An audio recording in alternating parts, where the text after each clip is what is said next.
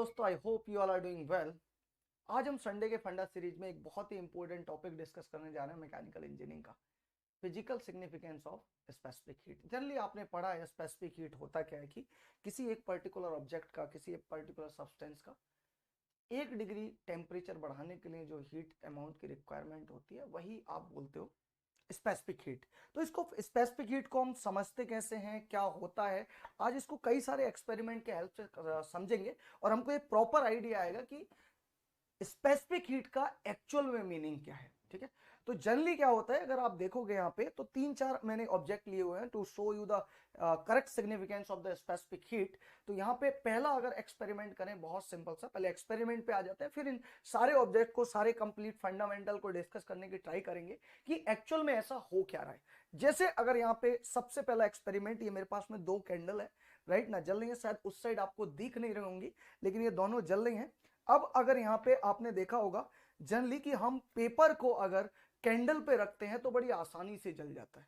तो अगर यहाँ पे आप देख रहे हो तो बहुत ही जल्दी ये जो पेपर है, पेपर कप मैंने यहाँ पे लिया है और अगर इसको कैंडल के मैं आसपास रख रहा हूँ तो बहुत आसानी से आप ये देख पाओगे कि ये फायर को या आग को पकड़ लेगा, लाइक दिस।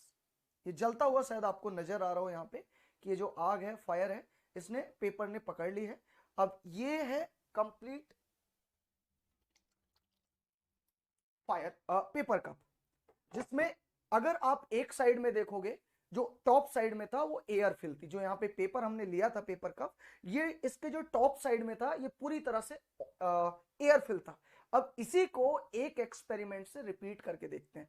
तो सेकेंड एक्सपेरिमेंट में हमने क्या किया है कि इस पेपर कप को वाटर से फिल कर दिया है।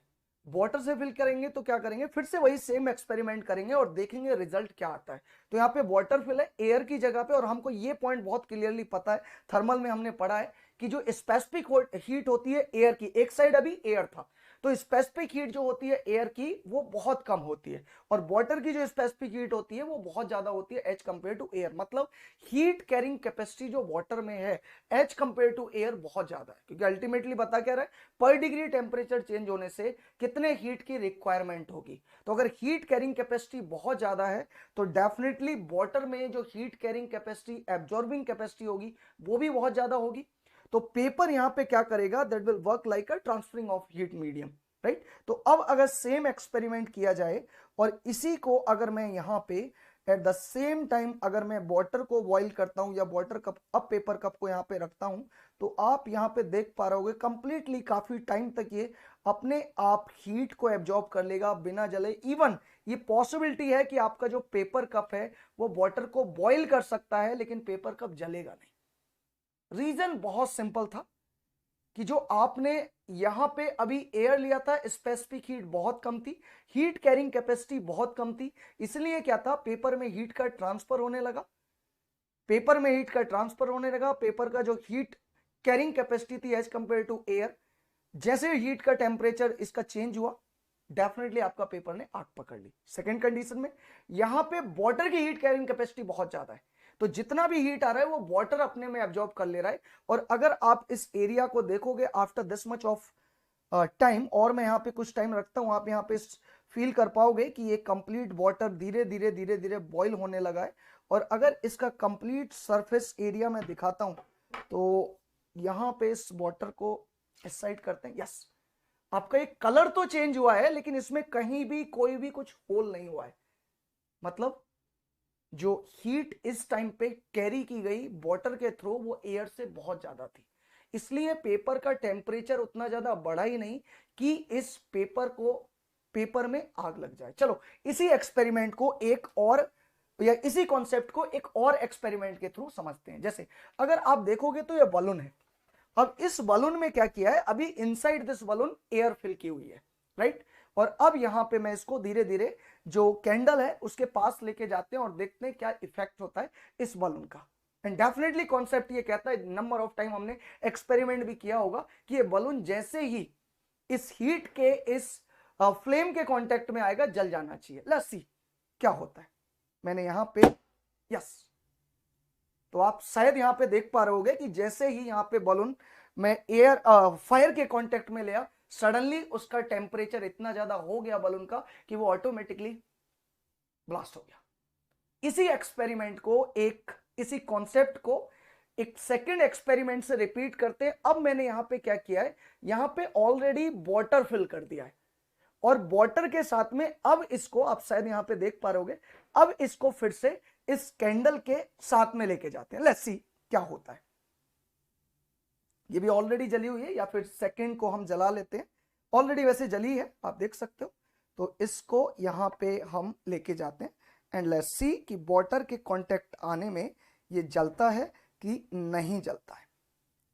वाटर फायर के जैसे कांटेक्ट में आ रहा है, क्या ये जलेगा? क्योंकि ऑलरेडी अगर आपने लास्ट एक्सपेरिमेंट देखा हो तो लास्ट एक्सपेरिमेंट ने हमने फील किया था कि इतनी देर में तो जो बलून था वो ऑलरेडी पूरी तरह जल चुका था।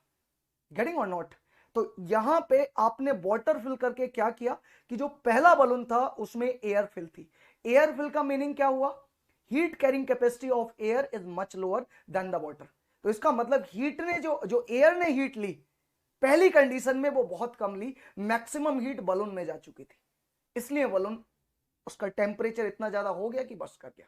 सेकेंड कंडीशन में जैसे जैसे मैं आपको वाटर को इसके साथ लेता हूं तो आप ये देख सकते हो कि अब यहां पे वाटर की हीट कैरिंग कैपेसिटी बहुत ज्यादा है। अब क्या होगा? हीट ट्रांसफर वाटर में बहुत ज्यादा होगी, हीट जो होगी वाटर बहुत ज्यादा एब्जॉर्ब कर लेगा, इसलिए बलून तक उतना ज्यादा हीट पहुंचेगी नहीं, टेम्परेचर चेंज ही नहीं होगा उतना ज्यादा बलून का, इसीलिए आप देख पा रहे होगे कि बलून यहां पे बस्ट नहीं कर रहा है, right?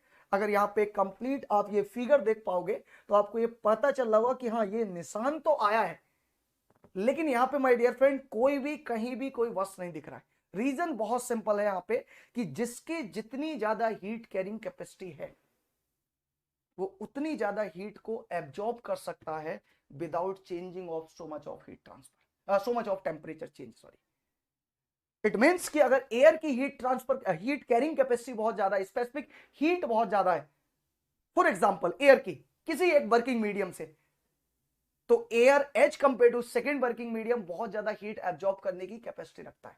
Eight the same time अगर वाटर की हीट कैरिंग कैपेसिटी एयर से बहुत ज्यादा है या स्पेसिफिक हीट वाटर की एयर से बहुत ज्यादा है, तो जो एयर का हीट ट्रांसफर या हीट एब्जॉर्बिंग कैपेसिटी है, हीट एब्जॉर्ब करने की कैपेसिटी है, वो किसी भी दूसरे सब्सटेंस से या एयर से बहुत ज्यादा है। तो ये दोनों एक्सपेरिमेंट से शायद आपको बेसिक फंडामेंटल क्लियर हो गया होगा कि स्पेसिफिक हीट अल्टीमेटली आपका एक हीट इनर्शिया बताता है कि किसी एक पर्टिकुलर सब्सटेंस में, किसी एक पर्टिकुलर बॉडी में कितनी हीट कैरिंग कैपेसिटी हो सकती है किसी भी सब्सटेंस या किसी भी ऑब्जेक्ट की। तो आई होप आपको ये पूरी तरह से स्पेसिफिक हीट का फिजिकल सिग्निफिकेंस समझ में आ गया होगा इस संडे के फंडा सीरीज में।